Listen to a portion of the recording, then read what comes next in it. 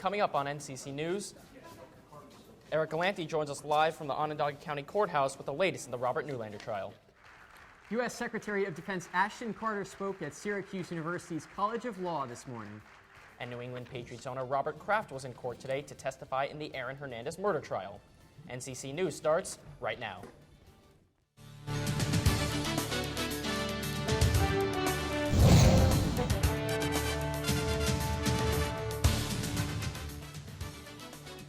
Hello and welcome to NCC News at 4:45. I'm Brian Schwartz. I'm Sean Farrell. Jury deliberations began today in the Robert Newlander murder trial. NCC News reporter Eric Galanti joins us live from the criminal courthouse to tell us what's going on. Eric? We're through 12 days of this trial now of Bob Newlander, who of course is on trial for second-degree murder and tampering with evidence. The jury finished its first full day of deliberation today, and a couple of the things that they asked for specifically, first of which they asked for readback of the testimony of Leslie Newlander's personal trainer, who testified that Newlander's vertigo, which is one of the reasons the defense says that she fell in the shower, or allegedly fell in the shower, that her vertigo got worse over the last year. They also re-listened to the 911 call made by Jenner Newlander multiple times at the end of deliberation today. They asked for a number of other items, which the defense attorney, William Fitzpatrick, the DA, and the judge said that it would take a long time to produce those. The jury can certainly hear them. After a lunch break, the jury said that they didn't need any other readbacks at this moment. That certainly may change, though, as we progress through this trial. The jury also looked at a schematic of the bathroom and the bedroom, as well as those multiple listens to the 911 call. Deliberation continues tomorrow morning at 9 a.m. right here at the courthouse after 12 days of this trial. Reporting live from the criminal courthouse, Eric Galanti, NCC News. Secretary of Defense Ashton Carter came to Syracuse today where he complimented the school's veterans for doing incredible work. Carter met with the Institute for Veterans and Military Families and then met with students and some faculty to answer questions. He outlined some plans for his first few months in office, including his goal of cutting costs. His talk came just a day after telling Fort Drum veterans that he didn't plan to shut down the base. I am aware of the fact that we don't spend every dollar in the best possible way and that we need to get better. So I'm determined to have reform in defense.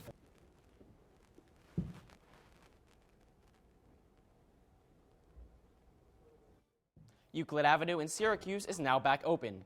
Construction workers fixed a major sinkhole this afternoon that created flooding from Ackerman to Sumner Avenue. The workers started repairing the hole around 7 in the morning, but it caused a detour for cars and university buses. Bernard Schuler, a water foreman in Syracuse, said the cause of the flood was old, vulnerable pipes. Lawmakers are racing against the clock to finish the New York State budget. They are hoping it will be finalized tonight before the start of the new fiscal year. Lawmakers plan to vote on the final version of the budget before midnight. It includes changes to teacher evaluations and a proposal to clean up corruption in Albany. The final proposals were given to lawmakers just hours before they are expected to vote. Governor Andrew Cuomo is urging the lawmakers to pass the proposal before the midnight deadline. The city's bus service has an answer to its near $5 million budget gap. NCC News reporter Owen Godimer joins us in studio to tell us how a New York State senator plans to help Centro. After laying out proposals to increase bus fares and cut back on certain services, Centro is getting support from New York State Senator John DeFrancisco. The 50th District Representative of New York, DeFrancisco, encouraged Governor Andrew Cuomo to grant Centro and other Central New York transit companies an extra $25 million this year to help fix the struggling public services. According to a press release from DeFrancisco, this money, if approved, will help Centro fill most of its $4.5 million budget deficit.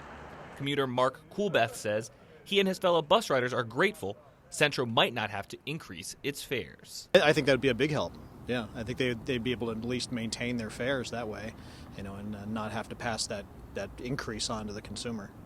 Without the state aid, Centro was planning to cut late-night, weekend, and holiday services and increase the price of multi-ride bus passes. If the $4.5 million hole is not filled by the state aid, Coolbeth understands the bus services need to increase its prices. I think it's going to be a negative impact on the riders in general, but I mean, if they need to make changes in order to stay in business, I can kind of understand that as well. Senator DeFrancisco's proposal is not official yet, but residents such as Coolbeth says that he feels other bus riders in Syracuse would agree to pay more in order to keep the bus service available to everyone. I know me personally, I'm willing to pay a little bit more for a bus ride if that's what it takes to keep the business going.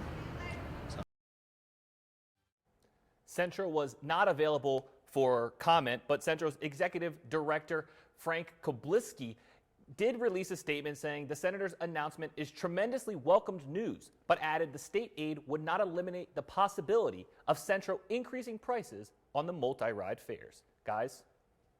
Unemployment is down in Syracuse. The jobless rate fell to 6.3% this February. That's a whole point lower than the same time last year. According to the Department of Labor, Syracuse also gained 1,200 new jobs last month. Onondaga County has the lowest unemployment rate compared to other counties in the area at 5.6%. The statewide unemployment rate stood at 5.8% for February. New York is one of the worst states for doctors. Well, according to one study released this week, WalletHub ranked New York as the 4th worst state in that department. New York got poor scores for annual wages for physicians, amount of competition, and insurance. It's the most expensive state for malpractice lawsuits, and it's scored as the 2nd worst work environment for doctors, only behind Wyoming.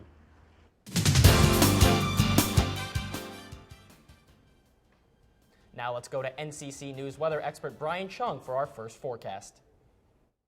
You can see that the sun is shining outside, but don't let that fool you. Even though it's the last day of March and April's right around the corner, it's still pretty cold. Current temperatures at 40 degrees with the wind coming from the west at about 8 miles per hour. Not that heavy, so there's not that much of a difference between the real feel and the actual temperature right now. As we look into tonight, you'll see that the temperatures will dip down to 24 degrees. Partly cloudy, but no precipitation is expected. The same is kind of true for tomorrow. High is going to inch up a little bit to 41 degrees. Again, partly cloudy with no precipitation. I'll have your full weather forecast later in the newscast. Back to you. Thanks, Brian. Coming up next, the latest in the Boston Marathon bombing case. That and more on NCC News at 4:45.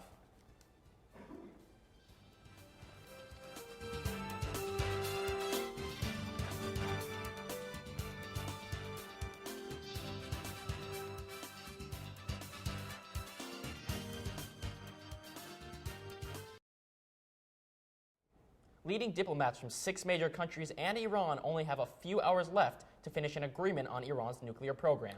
They hope to get an outline of it in place by today, but say they will continue negotiating even if they don't get it done by tonight. German Chancellor Angela Merkel says she's encouraged by how much progress they've made. After years of negotiations, we hope to reach an agreement, and we need to make sure that the nuclear armament of Iran can be dealt with. Saudi airstrikes are continuing to drop on Yemen and destroyed missiles and weapons in the capital city of Sana'a. The U.S. Human Rights Office estimates that almost 100 civilians have been killed in the last 5 days. The airstrikes are meant to stop the advances of Shiite rebels who have captured key parts of Yemen and forced the president to flee the country. But the latest airstrike hit a refugee camp and wounded 11 children. The city of Tikrit is back under Iraqi control. Iraqi soldiers took the city back from the Islamic State this afternoon. Iraq has been fighting to take back control of the Sunni city since March 2nd. The military mission stalled for 3 weeks until U.S. forces launched airstrikes on the city last week. The Islamic State controlled the city since June 2014. The parents of Tucker Hipps, the Clemson University fraternity pledge who died in September, have filed lawsuits against the school, the fraternity, and 3 of the members. The 2 lawsuits seek at least $25 million each in damages. Hipps died during a Sigma Phi Epsilon fraternity run. The fraternity said it's reviewing the allegations. The criticism over Indiana's religious freedom law is not turning away other states from passing a similar law. The Arkansas House could vote today on a proposal that prevents state and local governments from limiting a person's religious beliefs. While Indiana Republicans are trying to clarify their law, Arkansas lawmakers will not modify their law. Lawyers for Dzhokhar Tsarnaev are now presenting their case. The prosecution finished up yesterday by showing gruesome photos of Martin Richard, the 8-year-old who died in the bombing. But the defense says it was his older brother, Tsarnaev's older brother, Tamerlan, who was the driving force behind the Boston Marathon bombing 2 years ago. In their opening statements, the defense acknowledged that Joe Carr participated in the bombings, but was only under the influence of Tamerlan. The computer expert also testified that Tamerlan had several internet searches about bombing components in the weeks leading up to the bombing. Closing arguments are next Monday. New England Patriots owner Robert Kraft testified today in the murder trial of former tight end Aaron Hernandez. The Patriots owner was on the stand for about half an hour today and was asked about a conversation he had with Hernandez back in 2013. Kraft said he found Hernandez in a team weight room and spoke to him for about 10 minutes about the case.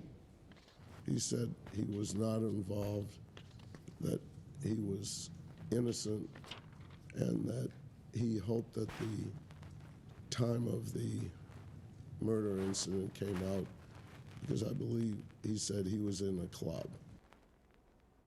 The director of a nonprofit organization claiming to help victims of child trafficking was arrested today in New York City. Peter Sinise is being charged with fraud after he was accused of scamming parents through his organization, iCare. A criminal complaint against Sinise says he collected fees from families and promised he would reunite them with their children. The 49-year-old could face up to 30 years in prison.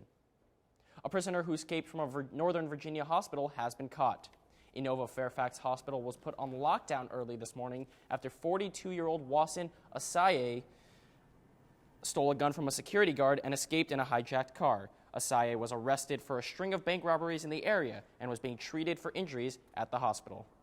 More crazy news out of Virginia today. There was a high-speed chase in Fairfax County.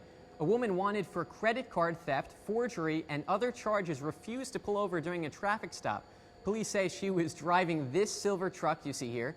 After weaving in and out of traffic and making several U-turns, she finally sped out of control when clipped by a cruiser. Police were then able to box her in and then take her into custody. 3 police officers were taken to the hospital with minor injuries. Coming up next on NCC News, weather expert Brian Chung has our full weather forecast. Find out if some warmer weather is on the way.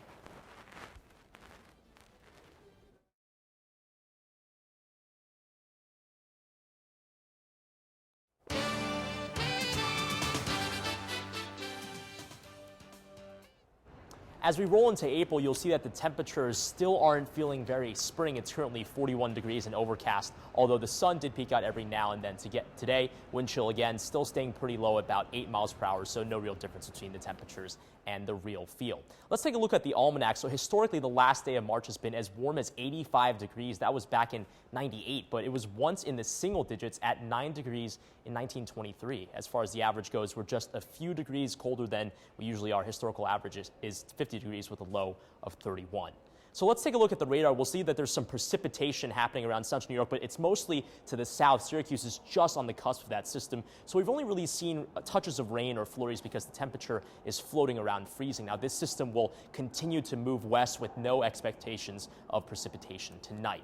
Now looking at the national map, that you'll see that system I was just talking about being dragged out to the Atlantic by this front. But what we want to look at is right here, this low pressure system combining with the warmer air that's coming from the south. You'll see that in Indiana, Wisconsin, Michigan, that warm front will meet that area and actually could bring some nasty storms, some thunderstorms around Kansas City and Omaha. Now, the front is important to us here in central New York because that system will turn into a large front of cold air that will actually be pushing northeast to Canada, which will bring the warmer air from the southeast, which is Florida and Georgia, to come up through the east coast. Now, that warm weather will come into Thursday and Friday, and I mean really warm, which I'll show you a little bit in our 5-day forecast. But let's take a look at tonight. No precipitation. Temperatures will dip down to 24 degrees with partly cloudy skies. And tomorrow, temperatures will warm up a little bit, not too much, to 41 degrees with some clouds over the course of the day. So let's take a look at our 5-day forecast. You'll see that on Wednesday, it'll be still pretty cold. But Thursday, Friday, that warm front coming from the south will bring in very warm temperatures. So it might be time to bring out those shorts. 62 degrees, 55 on Friday. And then Saturday, Sunday, that warm front will leave. The cold temperatures come back, 36, 34 with some precipitation, meaning that some snow could be in this weekend. So could be a little bit of a messy Easter. Thanks, Brian. Good to hear about some warmer temperatures, even if it's just for a few days. Coming up on NCC News, sports reporter Ron Schiltz tells us why Central New Yorkers may be missing their yearly dose of Jets football. And former Florida State quarterback Jameis Winston hit the field again. This and more when we come back.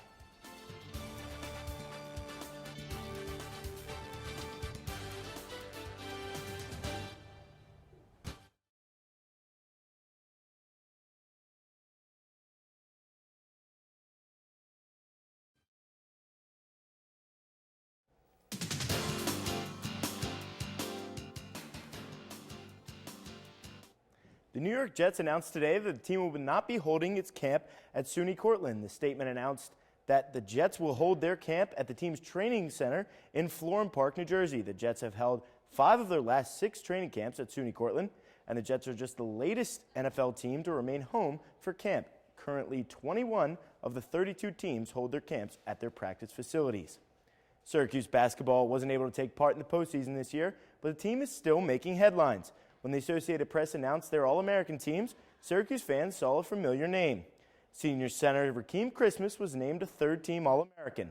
Christmas was the only SU player named on the list, and he finished the season averaging over 17 points, 9 boards, and 2 blocks per game. He'd already been named an All-American by USA Today, Sporting News, and Lute Olson. This is the second consecutive year Syracuse has had a third-team All-American, with C.J. Fair receiving the honor last year.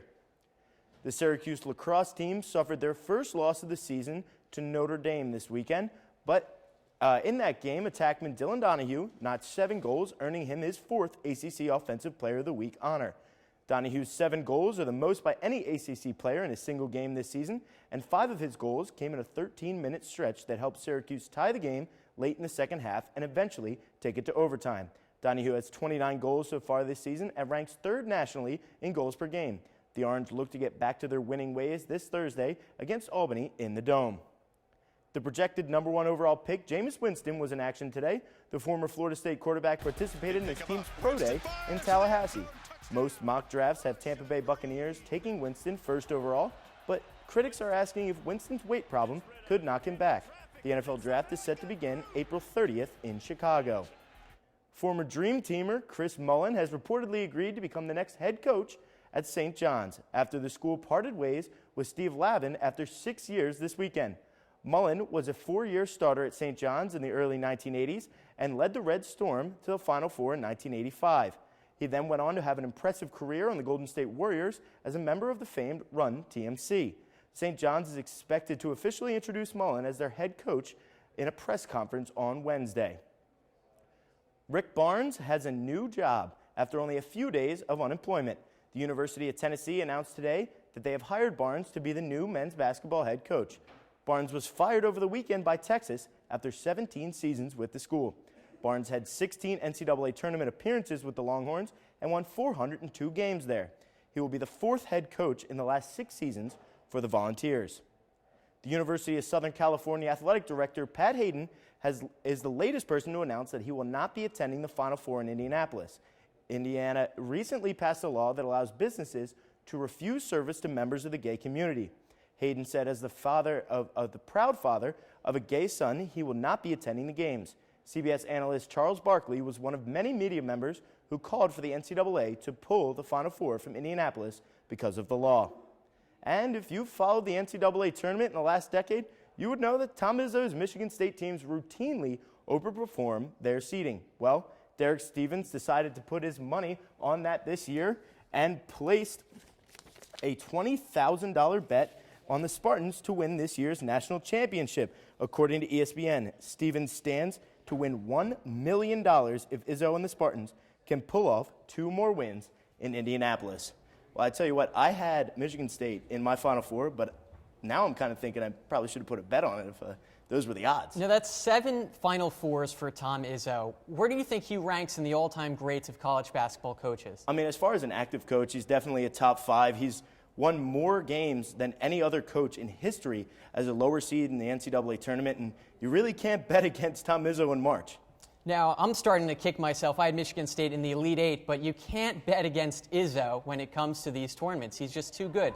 I guess the $1 million question is, literally $1 million, are they going to do it? Are they going to win the championship? I think they have a really tough road ahead. They got to knock off one of the best team this year. Hasn't lost a game in Kentucky, and even if they get past that, it's looking, you have a tough bracket on the other side. So I think this is going to be a very exciting week of basketball.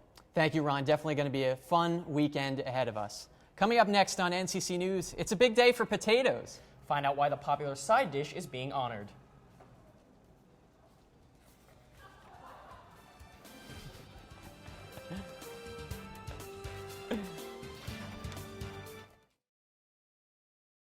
Is there anything better than some crispy French fries? They're usually just a side dish, But today, they are the main course. Today is National Tater Day. It's the annual holiday to celebrate the potato that began way back in the 1840s. What started as a southern celebration for the sweet potato has turned into a day for all types of potatoes.